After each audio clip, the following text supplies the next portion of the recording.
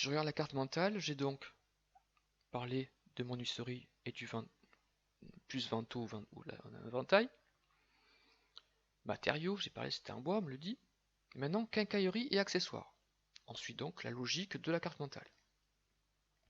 Quincaillerie, accessoires, ferrage, voire cours. Okay. Effectivement, dans le cours, nous avons des informations sur tout ce qui est garniture, équipement, quincaillerie, voilà, les différents équipements de porte. Dans la question C, vous avez répondu au tableau d'équipement. Donc, quand vous répondez à cette question, vous avez déjà en amont fait beaucoup de recherches sur les équipements de chaque porte.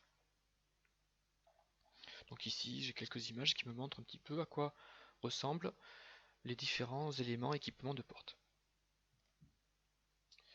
Pommelle, 3 pommelles.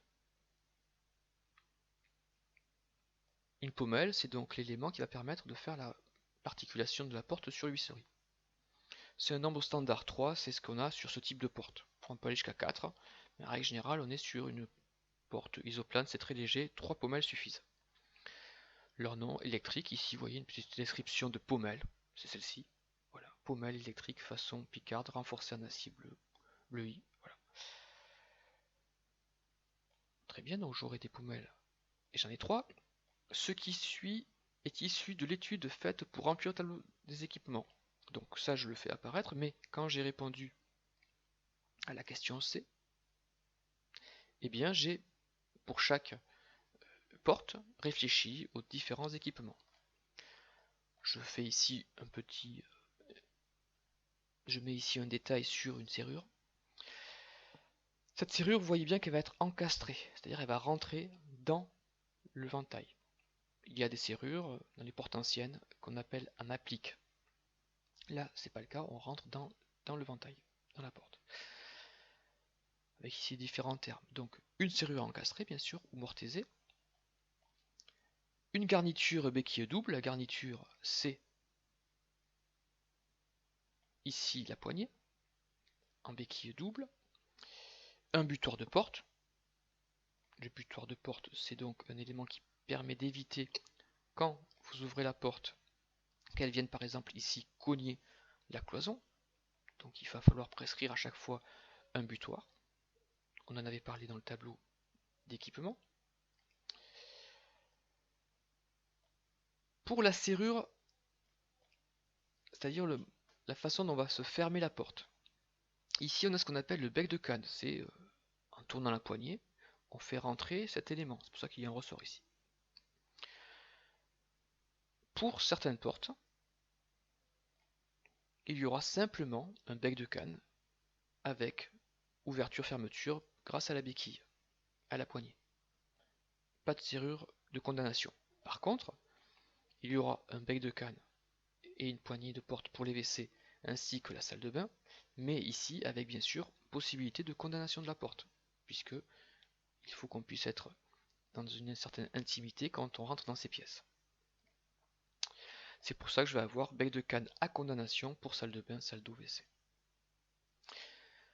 J'ai donc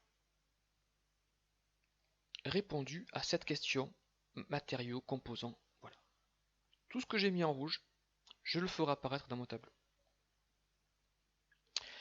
Mise en œuvre. Comment est mise en œuvre la porte? Bien sûr, quand je mets en œuvre une porte, on le voit très bien dans le cours, sur cette image, c'est l'huisserie que je vais positionner. C'est l'huisserie que je vais fixer sur le cadre. C'est l'huisserie que je vais maintenir. Tout dépendra bien sûr du type de cloison. Donc, je parle ici de fixation de l'huisserie par vis sur l'ossature métallique. Des cloisons, plaques de plâtre. CF, carte mentale. Effectivement.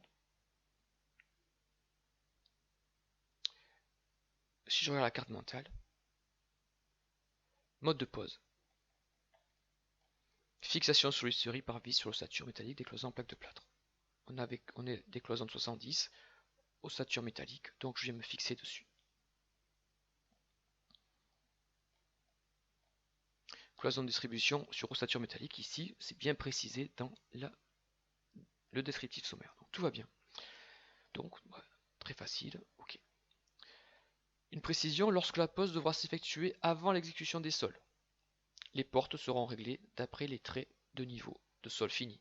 Bien sûr, s'il y a une chape, il va falloir bien sûr poser la porte avec un suffisamment d'espace vis-à-vis du sol brut pour pouvoir permettre le passage de la chape.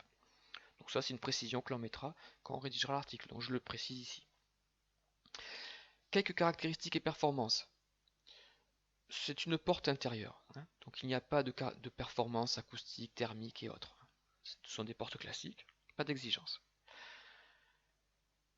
On a quand même besoin de la dimension, on l'avait précisé dans le tableau des équipements, on va prendre une porte de 83 cm de large, c'est l'accessibilité, et 2,04 m de hauteur. Ce sont les dimensions standards pour un ventail et pour des portes accessibles. Ça c'est bon. Localisation, c'est le plan de repérage qui va nous le donner. Ce sont les accès en rez-de-chaussée au rangement salle de bain à l'étage, chambre 1, 2, 3, WC, salle de bain. Là j'ai l'étage par exemple, effectivement ces portes me permettent d'aller dans la chambre 1, dans la chambre 2, dans la chambre 3, au WC et à la salle de bain. Donc je précise, bien sûr je pourrais parler du plan de repérage, mais je vais écrire sur l'article localisation je vais pas dire selon plan de repérage, je mettrai aussi en rez-de-chaussée, voilà ce qui se passe, en étage, voilà ce qui se passe. Donc ici on retrouve l'annexe qui m'a permis de répondre à la question sur le ventail. Et je suis donc capable, à partir de ces informations, de remplir le tableau d'analyse technique. Le tableau d'analyse technique, je l'ai fait apparaître ici à la suite. Je le grossis pour que ce soit clair. Désignation, bloc-porte de distribution âme alvéolaire dans huisserie ou bâti bois. Matériaux, huisserie. Bois, huisserie sera à rainure. Le ventail, cadre bois, âme alvéolaire entre deux plaques de parement en fibre de bois, épaisseur 40 mm. Quincaillerie accessoire, 3 pommelles. Serrure encastrée ou mortaisée. Garniture, béquille, double butoir de porte. Bec de canne, un demi-tour pour chambre et rangement.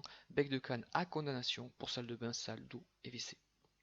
Donc, vous voyez bien ici que je rappelle tout ce qui a été fait dans l'analyse technique. Je ne peux pas remplir ce document, ce tableau, si je n'ai pas fait en amont une étude exhaustive. Mise en œuvre. Fixation de l'huisserie par vis sur l'ossature métallique des cloisons, plaques de plâtre. Lorsque la pose, etc. Je rappelle donc ce que j'ai précisé tout à l'heure. Caractéristiques, je rappelle les caractéristiques et performances, et enfin la localisation. Voilà donc le travail qui est demandé lorsque l'on demande une analyse technique. Cette analyse technique, ça ne se fait pas en quelques minutes. Il faut, sur un exercice comme celui-ci, le bloc-porte, il faut au minimum 1 heure à 2 heures de recherche.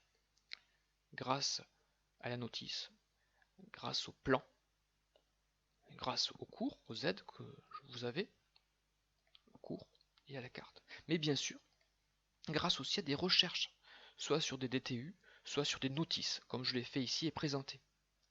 Pour montrer que vous avez bien, quand vous avez un tableau bien rempli, ce tableau ne peut pas se suffire à lui-même. Il faut prouver au correcteur que vous avez, comment vous avez réalisé ce tableau. C'est pour ça qu'on vous demande cette analyse technique que vous devez donc mener le mieux possible. Donc vous voyez, je me suis vraiment basé sur ce travail qui avait été fait, qui avait été donné dans cette fiche. Et si je suis ça à la lettre, eh bien, quel que soit l'article, quel que soit le lot, on arrive à répondre à ces fameuses questions. En quoi, comment et où.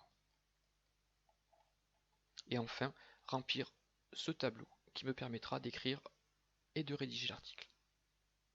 Merci.